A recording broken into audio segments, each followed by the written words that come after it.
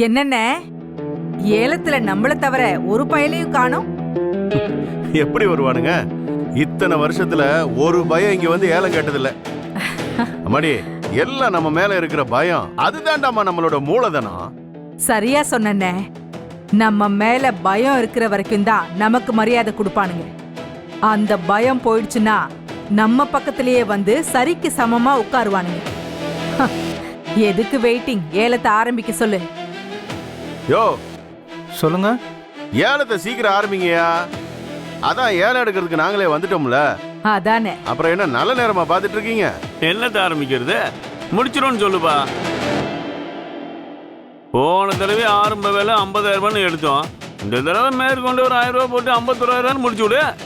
இல்லடா மவனே, அது தப்பு. ஏன்னா நம்ம ஊருக்கு தானே கொடுக்குறோம். இன்னொரு 1000 சேர்த்து 52,000 கொடு. 52,000. இது என்னங்க பண்றது?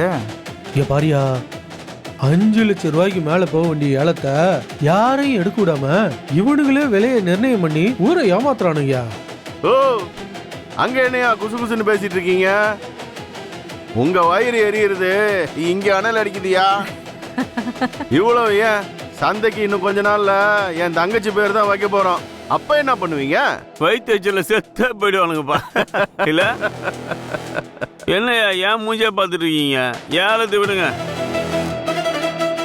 மணிமங்கலம் சந்தையை ஏலம் எடுக்க கலிவர்தன் ஐயாவை தவிர யாரும் வராததால் அவர் சொல்ற தொகை என்னவோ அதுக்கு ஏலத்தை இறுதி தொகையா வச்சு ஏலத்தை முடிச்சுக்கலாம். ஆரம்ப தொகை 50,000. யோ, 52 சொல்லி மணி அடிச்சு ஏலத்தை முடி. 52,000 ஒரு தரம், 52,000 ரெண்டு தரம், 52,000.